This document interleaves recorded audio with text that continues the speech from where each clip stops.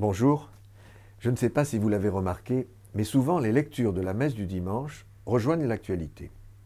Vous vous souvenez de l'évangile de dimanche dernier? C'était la parabole du mauvais riche, dont on ne connaît d'ailleurs pas le nom, et du pauvre qui lui porte un nom, Lazare.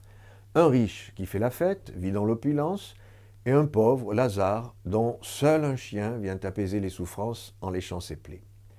Je n'entre pas dans les détails, vous pouvez relire cette parabole si vous le souhaitez, mais à la fin, le résultat est là, sans appel, le pauvre se retrouve au ciel et le riche en enfer. Alors il faut éviter la caricature, ce n'est pas parce qu'il est riche qu'il est envoyé en enfer, mais parce que c'est un mauvais riche.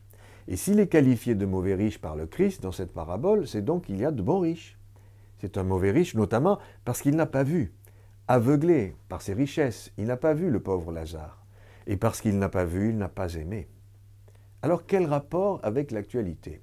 Eh bien, en relisant cette parabole, je me suis demandé où étaient aujourd'hui les bons riches et les mauvais riches. Selon une étude de l'INSEE sur la pauvreté, près d'un ménage français sur 8 se situe sous le seuil de pauvreté avec moins de 950 € de revenus par mois. 8 millions de personnes n'ont plus les moyens de vivre dans la dignité.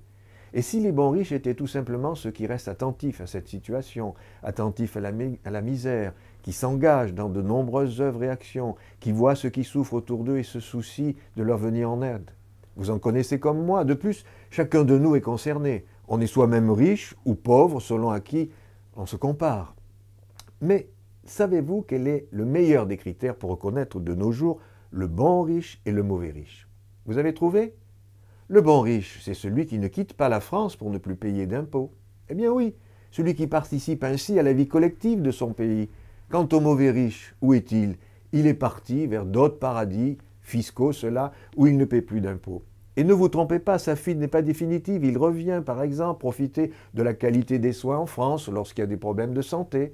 Alors, le bon riche en France et le mauvais dans un paradis fiscal, ce n'est pas toujours aussi simple, bien sûr, mais il y a quelque chose de cela. Il ne vous a pas échappé que l'on parle beaucoup en ce moment de déchéance de nationalité.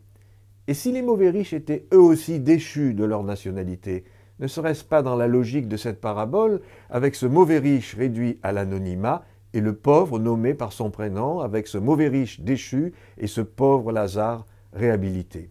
Qu'en pensez-vous? À bientôt.